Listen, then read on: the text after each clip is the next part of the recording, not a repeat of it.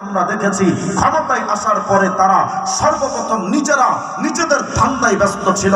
এই 18 কোটি জনগণের ফিকির আজ পর্যন্ত কোনো নেতা করেনি। সবাই তারা ব্যক্তিগতভাবে দেশে বিদেশে গাড়ি বাড়ি অট্টালিকা হাঁকিয়েছে, বেগম পাড়ায় বাড়ি বানিয়েছে, তারা রিজার্ভ ব্যাংকে, তারা তাদের সুইস ব্যাংকে লক্ষ লক্ষ ডলার তারা তৈরি করে রেখেছে। এই জাতির ফিকির করেনি, করছে না। অতীতের সরকাররা পারেনি, অন্তর্বর্তীকালীন সরকারও একই কথা বলছেন যে আমরা সংস্কার করব। আমি এটা কোটিবার চ্যালেঞ্জ করে বলি, যতই সংস্কারের কথা বলা হোক, এটাও ধোঁকাবাজি, এটাও আইওয়াস, এটাও জাতির সাথে প্রতারণা। এভাবেই সংস্কার হয় না। সংস্কার যদি করতে হয়, প্রতিটা সেক্টরে মুহাম্মদ আরবির আদর্শ বাস্তবায়ন করা দরকার। আল্লাহ রাসূলের আদর্শ বাস্তবায়ন ছাড়া কোন বিষয় জীবনে সংস্কার হবে না। অতীতের সরকাররাও পারেনি, এই সরকাররাও পারছে না, ভবিষ্যতের সরকাররাও পারবে না। হ্যাঁ, ওরা আবার আমাদেরকে বলে, হুজুর এই মোল্লাদের দ্বারা কি হবে? এই মোল্লারা কি পারে? এই মোল্লারা কি রাষ্ট্র ব্যবস্থা চালাইতে পারে? মোল্লাদের দ্বারা কিচ্ছু হবে না। তা আমি জানতে চাই, এই 53 বছর তোরা কি ঘোড়ার ঘাস কেটেছিস? আমাদের দেখা 53 বছর তো তোমাদের দ্বারা কিচ্ছু হয়নি। কিন্তু তুমি যদি বলতে চাও মোল্লাদের দ্বারা কি হবে, তাহলে ইতিহাসের পাতায় নজর করে দেখো। 1400 বছর আগে মোল্লাতন্ত্র দিয়ে আরবের জাহিলিয়াতের আধার কেটে একটা সোনালী সমাজ ব্যবস্থা উপহার পেয়েছিল। আরবের সমস্ত মানুষ সুখ শান্তিতে বসবাস করেছিল। সেই ইসলামের খ্যাতিটা, সেই ইসলামের থিওরিটা পৃথিবীর যেই মেরুতে প্রতিষ্ঠিত হয়েছিল, সেখানে শান্তি প্রতিষ্ঠিত হয়েছিল। এটা শুধু ইতিহাসের পাতাই নয়। যারা কথা বলতে চাও মোল্লাদের দ্বারা কিচ্ছু হবে না, আরে তাকায় দেখ, তোর বাপ মোল্লাগুলোর দিকে তাকায় দেখ, আফগানিস্তানের তালেবানদের দিকে তাকায় দেখ। মাত্র 3 বছরের ব্যবধানে আফগানিস্তান এখন চুরি নাই, ডাকাতি নাই, জেনাবে বিচার নাই, খুন খারাপি নাই। কোন একজন তাগড়া যুবতী গভীর রাত্রে রাস্তা দিয়ে হেঁটে যায়, কোন পকেটে যুবক তার দিকে লোলুপ দৃষ্টিতে তাকায় না। কোন একজন মানুষ লক্ষ লক্ষ টাকা নিয়ে হাতে ওপেনলি ঘুরে বেড়ায়, কোন ডাকাত তার দিকে রক্ত চক্ষু দিয়া তাকায় না। সুতরাং এটাই সুস্পষ্টভাবে প্রমাণ হয়েছে, তোমার বুদ্ধিজীবীরা যাও পারেনি, তোমার নেতার পর নেতার পরিবর্তনে এই জাতি যা পায়নি। মাত্র 3 বছরের ব্যবধানে আফগানিস্তানে মোল্লারা তা করিয়ে দেখিয়েছে। সুতরাং এ কথা বুক ফুলিয়ে বলা যায়, মোল্লাতন্ত্র ছাড়া শান্তি আসতে পারে না। এরা বলে যে মোল্লাদের দ্বারা কি হবে? আমরা যখন স্বৈরাচার শেখ হাসিনার আমলে আমরা যারা কারাগারে গেছি, আমিও তো 2 বার কারারুদ্ধ হয়েছি। 6টা মামলা নিয়ে আজও পর্যন্ত মিথ্যা মামলার আসামি হয়ে আজও পর্যন্ত হাজিরা দিতে হয়। এই সরকার সংস্কার করছেন, আমাদের মিথ্যা মামলাগুলো আজও পর্যন্ত সমাধান হলো না। যাই হোক, তারা করবেন কবে সেটা আল্লাহ পাক ভালো জানেন। আমি বুঝাতে চাচ্ছি, কারাগারে যখন আমরা যেতাম, কারাগারের উপরে লেখা থাকতো, রাখিব নিরাপদ, দেখাবো আলোর পথ। কি ঘোড়ার টিমের আলোর পথ দেখে আমাকে বলেন, টাটকা মিথ্যা কথা। আজ পর্যন্ত কোন আসামি কারাগারে গিয়ে কারাগার থেকে বের হওয়ার পরে তারা সুন্দরভাবে আলোর পথে ফিরে এসেছে, চোর চুরি ছেড়ে দিয়েছে, ডাকাতি ছেড়েছে, আজ পর্যন্ত কোনো প্রমাণ আছে আপনাদের কাছে? কিন্তু আপনি যদি আমাকে জিজ্ঞাসা করতে চান, আমি শত শত প্রমাণ আপনাকে দিতে পারবো।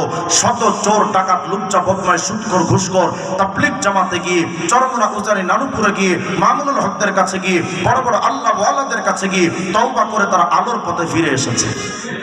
সুতরাং একথা সুস্পষ্টভাবে বলা যায়, আলোর পথ দেখানোর জন্য একমাত্র মোল্লাতন্ত্র দরকার। মানলেন না তো? নবীকে রাষ্ট্রীয় মডেল মানলাম না, ব্যক্তি জীবনে মডেল মেনেছে। চুল কাটার ক্ষেত্রে মেসি আর নেইমার, পোশাক পরার ক্ষেত্রে বলিউড ঢালিউডের নায়ক নায়িকা, রাজনীতির ক্ষেত্রে Lenin, কালমার্ক্স, মাওসেদুং, Abraham Lincoln, Zia Ershad আর মুজিব। মানতে থাকো, নবীকে তো মডেল মানলে না, কি দরকার বলেন?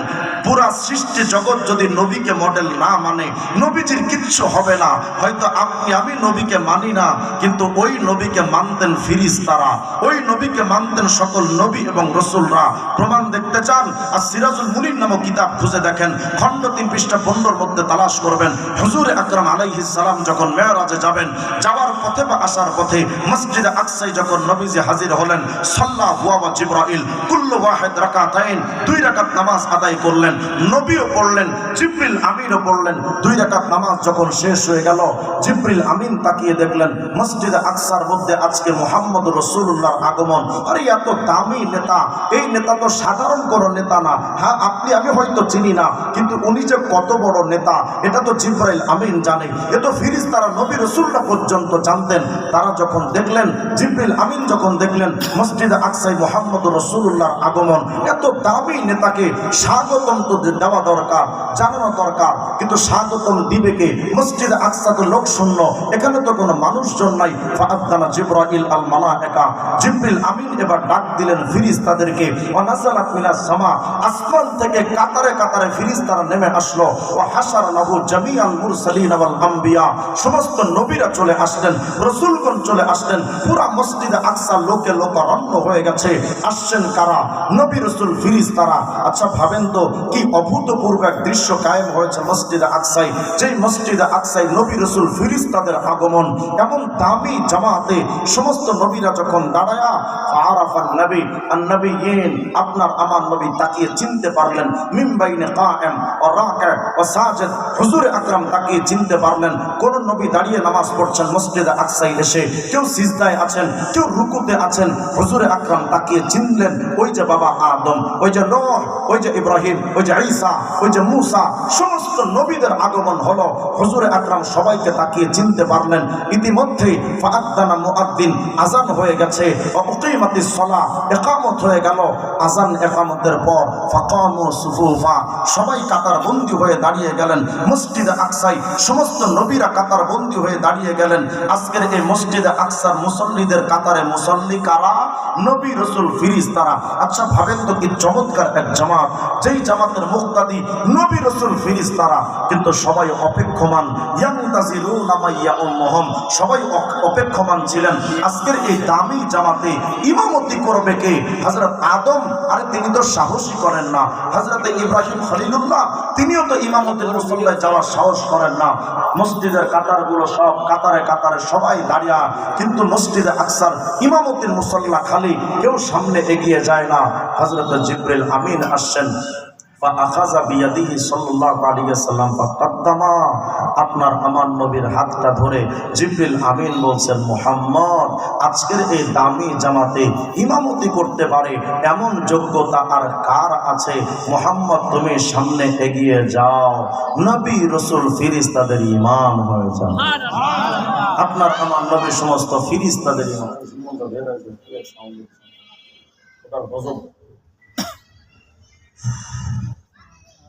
সাউন্ডটা ক্লিয়ার করেন। যদি আপনি বক্স চালাইতে না পারেন, শুধু মাইক দেন, আমার শুধু মাইক দেন।